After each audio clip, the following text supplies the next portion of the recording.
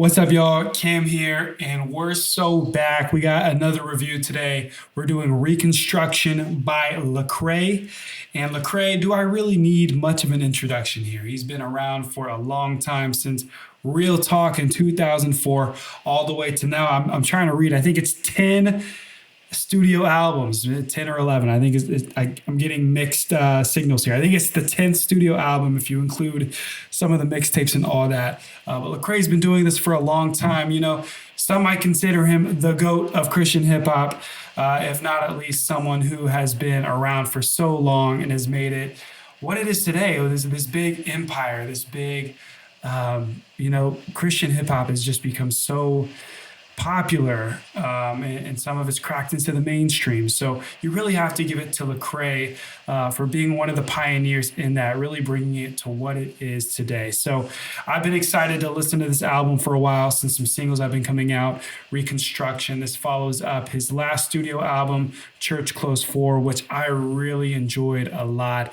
I actually even went and saw it on tour. Lecrae and Holvey, they brought the house down. It was awesome. So this is just following that up. He also had a collaboration project with Miles Minnick, which, I can give or take. I also think that after this video, I'm going to be doing a full Lecrae tier list and ranking of all of his albums. So please stay tuned for that as well. I don't want you to miss out. But we're going to get into Reconstruction today, and we're going to get right into it. So as we're getting into this album, we're getting darker tones with this album cover, with Lecrae looking like he is fed up, or at least he's struggling. He's in a posture of, I've been through it. I've been through it all. And he's been through a lot. He's been doing this for a long time. So we get into the title track, the first track, Reconstruction, and Lecrae really wants you to know that he is back. He's got a little bit of an edge to him. And he starts off with a million adjectives and buzzwords describing just kind of the perversion of the church throughout history. And the messaging here is that the church can be a twisted place. Even if we like to think that the world is getting better, or that the church has been this cornerstone for faith, truth, justice, grace, love, and integrity, which, there's been some really big public scandals and downfalls that have happened even recently. So, but Lecrae states what his mission is here in this project, in this album. He says, I came back to rescue the people lost in the jungle. And he sounded a little bit like he's wanting to come down. He wants to bring justice here. And he says, you think I'm here to flip tables, but I ain't started yet. To be real with you, I'm going to give you my real take here. I don't love this song. I really think it's more Lecrae setting the tone. He's stating his thesis, how the church is, what the church has been and how that's affected him and his faith journey. And he's coming back. He sounds hungry for sure. But then we get to this big prolonged outro. And it made me cringe a little bit because it just feels a little over the top. I'd rather hear this kind of concept through lyrics and not so much this overstated pitch down monologue that we get on the end of the song. But that's just me. I'm not critiquing the messaging here at all. It really just the musical elements. So we start off with this track, Reconstruction. But then we get into a track I really like a lot. And that track is My Story. And we get really a proper intro here, where we get Lecrae talking about his music career, his personal journey, catching us up to speed, if you will, all the way from the start of it all. And I like the different samples coming in, including the Blessed Assurance one. Although towards the end it gets a little muddy. There's 3 different melody samples kind of clashing with one another. And we get Lecrae, his messaging here, his lyrics are strong. And he says, I hated Christians for a while, thought the church was disgusting, but that pain becomes a license for liquor and lusting.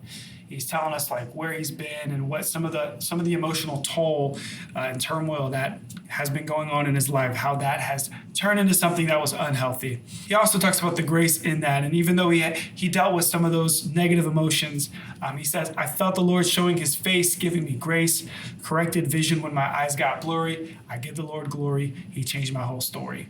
And so I like this track a lot. It exposes the place of where Lecrae is coming from and some of his personal experiences.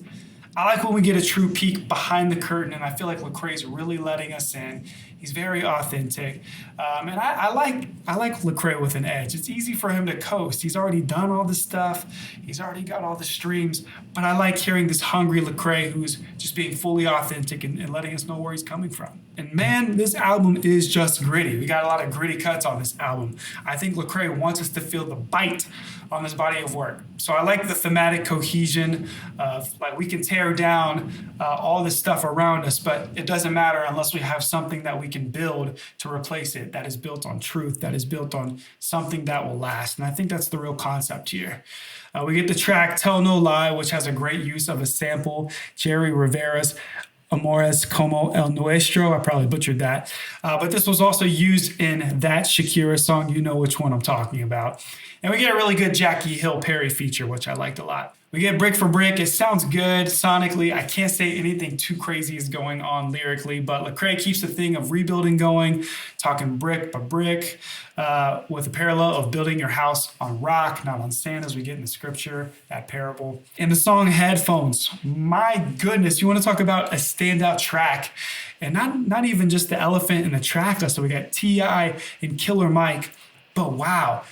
Man, I don't know if it's just the concept of having loved ones who are no longer with us and them being able to hear your music in heaven, but paying respect to those who have had an incredible impact on each person's life. And I think T.I. really gets into that. Killer Mike has a beautiful verse as well. I love his imagery. It's very vivid. But T.I. says at the end of his verse, if I told you each name of the people who had impact on me, there wouldn't be enough song. And then the beat just dies out at the end, which is cool. I think it's a fun little feature there. And I think the parts where Lecrae absolutely shines the most on this project is where we get some cuts that strip away some of those trap elements and focus on Lecrae's lyricism over some more sample-driven, soulful, nostalgic sounds. Life is an awesome track where we get to hear about Lecrae's aspirations as a teen to be a musician, and then he eventually encounters Jesus, saying that he died. And this is more of a reference to Galatians 2:20 or Luke 9:23, some other scriptures, dying to yourself.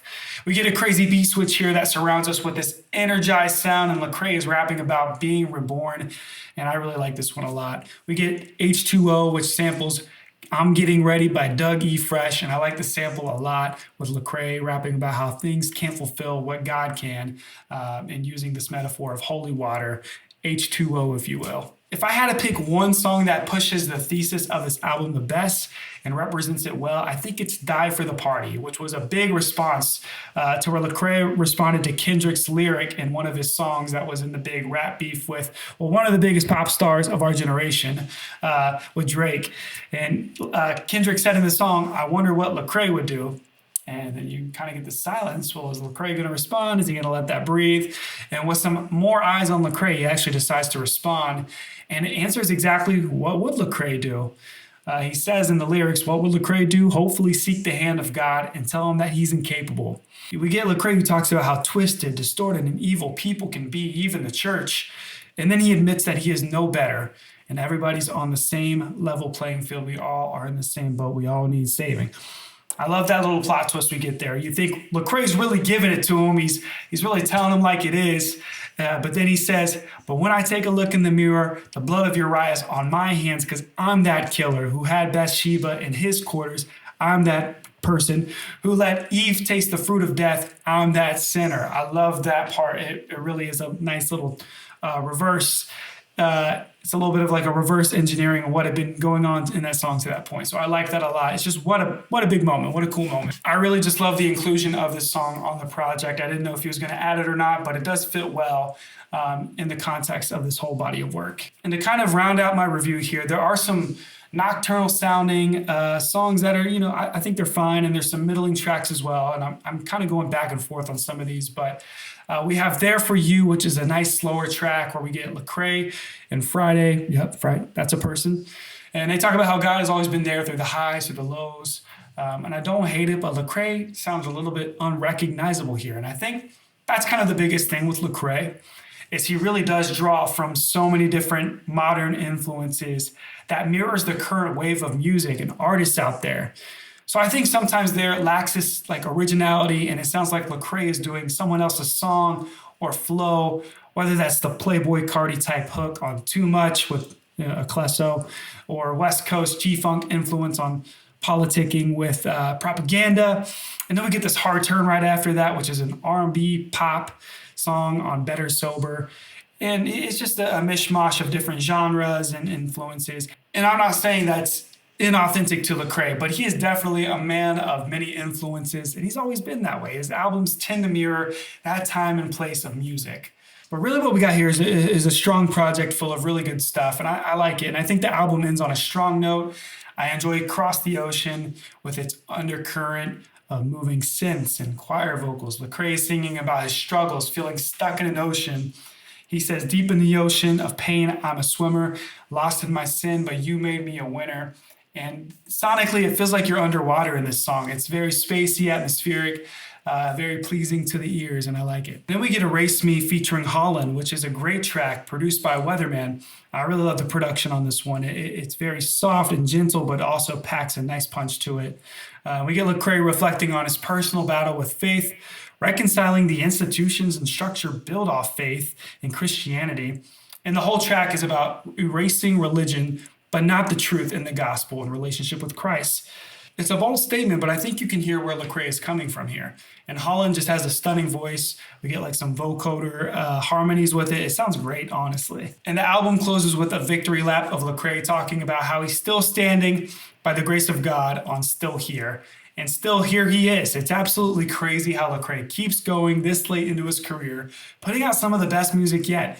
He sounds hungrier than ever. He sounds urgent. He sounds rejuvenated. And I think he's lyrically sharper than ever. This project was a whole lot of music, I'll admit. It was a lot to listen to, but you can tell that it was intentionally done with the track list and each song of what Lecrae was wanting to share, and it was personal to him. And it's not doing any favors with CCM or the industry and the institutions of Christianity, but he is relating to so many people who have dealt with church hurt and reconciling how an all good, all loving, powerful God can be represented by some of the most hypocritical people. And so at the end of the day, Lecrae doesn't paint himself as in the right or as a savior to this issue, but puts himself right in the boat of those who are in the wrong, pointing to the grace of God as the only true way to move forward. So Lecrae is definitely rebuilding something on here, as it feels like a spiritual follow-up to Restoration in a way. Restoration was this polished, clean, beautiful sounding project, and Reconstruction is messy, gritty. It doesn't hold back.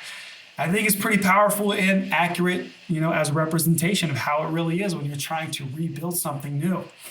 It's not always pretty, but it's usually well worth it. And this album is definitely worth a listen. I'm feeling a strong 7 out of 10 on this one. I liked it a lot. Let me know what you think. What were some of your favorite tracks on this? And let me know what should I review next. Thanks for watching.